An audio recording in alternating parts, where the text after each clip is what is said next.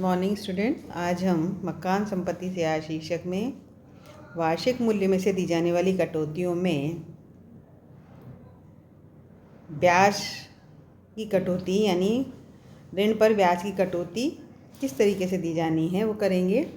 तो इसमें कल मैंने आपको एक वीडियो भेजा था, उसमें अपन ने किया था कि स्वयं के निवास हेतु अगर कोई मकान बनवाया जा रहा है, ख़रीदा जा रहा है, तो उसके लिए अगर कोई लोन लिया जाता है तो उसकी कटौती कैसे मिलेगी। क्योंकि सेल्फ ऑक्यूपाइड हाउस होता है तो उसकी एनुअल वैल्यू नील होती है और केवल ब्याज की कटौती उसमें से दी जाती है।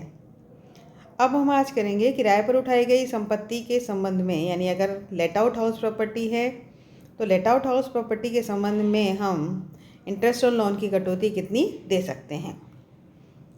तो सेल्फ ऑक्यूपाइड हाउस अगर है तो उसमें तो मैक्सिमम कटौती हम या तो 30,000 या 2 लाख रुपए की दे सकते हैं। ये हमने किया। लेकिन किराए पर उठाए गए मकान के संबंध में ये सीमा लागू नहीं होती है।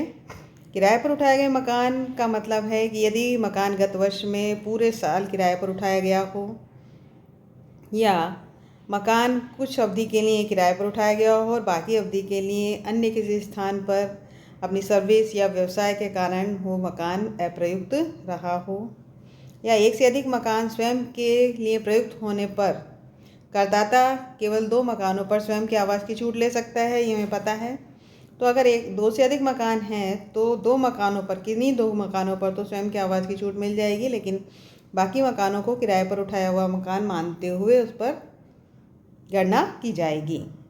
तो लेट आउट हाउस प्रॉपर्टी पर किस तरीके से इंटरेस्ट की छूट देनी है, तो इसमें हम देखें कि ब्याज की प्रकृति, यानी ब्याज की प्रकृति के अनुसार ऋण पर दे ब्याज 2 प्रकार का हो सकता है। एक है आयगत प्रकृति का, इंटरेस्ट ऑफ रेवेन्यू नेचर, और दूसरा है interest of capital nature. Interest of revenue nature क्या है ये हम समझे पहले। तो गत वर्ष से संबंधित पूरे वर्ष का जो भी ब्याज है वो रेवेन्यू नेचर का होता है, चाहे मकान का निर्माण गत वर्ष में किसी भी महीने में पूरा हुआ हो या चाहे ब्याज का भुगतान किया गया हो या नहीं किया गया हो। तो यदि मकान किराए पर क्रय करने के लिए गत वर्ष में ही अगर लोन लिया गया है और गत वर्ष में ही ऋण का भुगतान कर दिया गया है तो उस दशा में ऋण पर ब्याज की कटौती उतने माह या दिनों की ब्याज की मिलेगी जितने महीने का ब्याज दे था। ये ध्यान रखना है। तो प्रीवियस ईयर का जो भी इंटरेस्ट है वो रेवेन्यू नेचर का इंटरेस्ट हो गया, यानी जिस वर्ष में मकान बनकर तैयार हुआ उस वर्ष का पूरा ब्याज जो है वो रेवेन्यू नेचर का है, उसकी कटौती मिलेगी। और दूसरा है इंटरेस्ट ऑफ कैपिटल नेचर, यानी करदाता द्वारा मकान बनाने में 1 से अधिक वर्ष लग जाते हैं और इन वर्षों में मकान किराए पर देने योग्य नहीं होने के कारण निर्माण की अवधि के दौरान चुकाया गया जो भी ब्याज है या देय ब्याज है वह उसकी कटौती उन वर्षों में नहीं मिल सकती जिन वर्षों में मकान का निर्माण हो रहा है। तो जिस वर्ष में मकान बनकर तैयार होता है उस गत वर्ष से पूर्व के वर्षों का ब्याज पूंजीगत प्रकृति का ब्याज कहलाता है और उसकी 5 समान किश्तों में कटौती मकान बनकर जब तैयार हो जाता है तो उसके बाद दी जाती है। अब पूंजीगत ब्याज के संबंध में पहली किश्त की कटौती उस वर्ष में मिलेगी जिस वर्ष में मकान बनकर तैयार हुआ है। अब यहाँ कुछ बातें ध्यान रखनी है। पहली बात यह है कि स्वयं के निवास के लिए प्रयुक्त मकान के लिए स्वीकृत ब्याज की जो सीमा है 30,000 या 2 लाख रुपए, उस सीमा में आयगत और पूंजीगत दोनों प्रकार का ब्याज शामिल हो जाता है। पूंजीगत ब्याज की गणना कैसे करनी है, तो पूंजीगत ब्याज की गणना करते समय हमें ये ध्यान रखना है कि पूंजीगत ब्याज की गणना उस दिन से की जाएगी जिस दिन मकान के लिए ऋण लिया था, परंतु पूंजीगत ब्याज की गणना सदैव उस गत वर्ष से तुरंत पूर्व के 31 मार्च तक की जाती है जिस वर्ष में मकान बनकर तैयार हुआ है। तो इससे मतलब है कि जिस वर्ष मकान तैयार होता है उस वर्ष का पूरा ब्याज तो आयगत प्रकृति का ब्याज हो जाएगा और उससे पूर्व का जो 31 मार्च है, जब लोन लिया उस लोन लेने की अवधि से तिथि से जब मकान बनकर तैयार हुआ से तुरंत पूर्व का जो 31 मार्च है उस अवधि तक का ब्याज पूंजीगत प्रकृति का हो जाएगा और उसकी कटौती 5 वर्षों में, जिस वर्ष मकान बनकर तैयार हुआ है उस वर्ष सहित 5 वर्षों में उसकी कटौती दी जाएगी। अब पूंजीगत ब्याज की कटौती 5 सालों में मिलेगी तो इसका प्रभाव ये होगा, यदि मकान गत वर्ष 15-16 में बनकर तैयार हुआ है तो उसकी कटौती गत वर्ष 15-16, 16-17, 17-18, 2018-19 और 2019-20 में मिलेगा। इसलिए यदि मकान गत वर्ष 14-15 या उससे पूर्व के वर्षों में बनकर तैयार हो गया है तो उसका पूंजीगत ब्याज की जो कटौती 5 किस्तों में दी जानी है वो 2018-19 तक ही मिल चुकी होगी। तो गत वर्ष जो अभी हम पढ़ रहे हैं 2019-20 है, 19-20 या कर निर्धारण वर्ष जो 20-21 हम पढ़ रहे हैं उसमें इसकी ब्याज की कोई कटौती पूंजीगत प्रकृति की नहीं मिलेगी। ये अपने को ध्यान रखना है। अब ब्याज के संबंध में कुछ बातें ध्यान रखनी है। पहला तो ये है कि ऋण मकान हेतु होना चाहिए, यानी जो भी लोन लिया गया है वो मकान को खरीदने, बनवाने या उसकी मरम्मत करवाने या उसका एक्सटेंशन विस्तार करने या उस नवीनीकरण के लिए ही लिया जाना चाहिए, तभी ये कटौती मिलेगी। ऋण का अन्य प्रयोग नहीं होना चाहिए, यानी जिस हेतु ऋण लिया गया है, यानी मकान के लिए ऋण लिया है तो उसका अन्य कहीं प्रयोग नहीं होना चाहिए, मकान बनाने में ही उसको काम में लेना होगा। ब्याज की कटौती उसको मिलेगी जिसने ऋण लिया था, यानी ब्याज की कटौती उसी व्यक्ति को मिलेगी जिसने मकान बनाने के लिए या रिपेयर के लिए या नवीनीकरण के ऋण लिया है। उसके अलावा अन्य किसी व्यक्ति को कटौती नहीं मिलेगी। एक ऋण को चुकाने हेतु दूसरा ऋण, यदि मकान खरीदने या बनवाने के लिए कोई लोन लिया और उसके बाद में किसी परिस्थितिवश सस्ती दर पर अगर लोन उपलब्ध हो गया है तो नया ऋण जब लिया जाएगा तो उस नए ऋण पर देय ब्याज की कटौती भी मिलेगी, क्योंकि वो मकान बनाने के लिए ही लिया गया ऋण था जिसको चुकाकर दूसरा ऋण लिया गया है। ब्याज की कटौती देय आधार पर मिलती है, यानी चुकाया गया है, भुगतान हुआ है या नहीं हुआ ये नहीं देखना है, ड्यू हो गया है इसका मतलब उसकी कटौती मिलेगी। कटौती उस मकान की आय में से ही मिलेगी जिसके बनाने के लिए ऋण लिया गया था। नेक्स्ट, दंड स्वरूप अतिरिक्त ब्याज की कटौती नहीं मिलेगी, यानी अगर टाइम से ब्याज का भुगतान नहीं किया है और उस पर कोई पेनल्टी अगर लग गई है तो उस पेनल्टी की कोई कटौती नहीं दी जाएगी। ऋण के अतिरिक्त व्ययों की कटौती नहीं मिलेगी, यानी मकान के लिए ऋण लेने के संबंध में अगर कोई दलाली या कमीशन दिया है तो उसकी कटौती भी नहीं मिलेगी। नेक्स्ट आता है, अनिवासी को ब्याज चुकाने पर टीडीएस आवश्यक है, यानी यदि कोई व्यक्ति किसी अनिवासी व्यक्ति से ऋण लेता है और उसको जब इंटरेस्ट चुकाता है तो उसको इंटरेस्ट चुकाने से पहले उसमें से जो भी टैक्स उस पर बन रहा है उसकी उद्गम स्थान पर कर की कटौती की जानी चाहिए।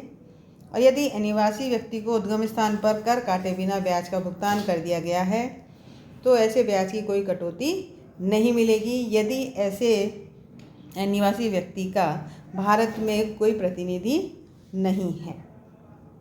ब्याज की गणना माह और दिनों के अनुसार होगी, यानी यदि मकान हेतु ऋण किसी माह के मध्य में लिया गया है और पुनर्भुगतान भी महीने के बीच में किया जाता है तो ब्याज की गणना दिनों के हिसाब से की जाएगी।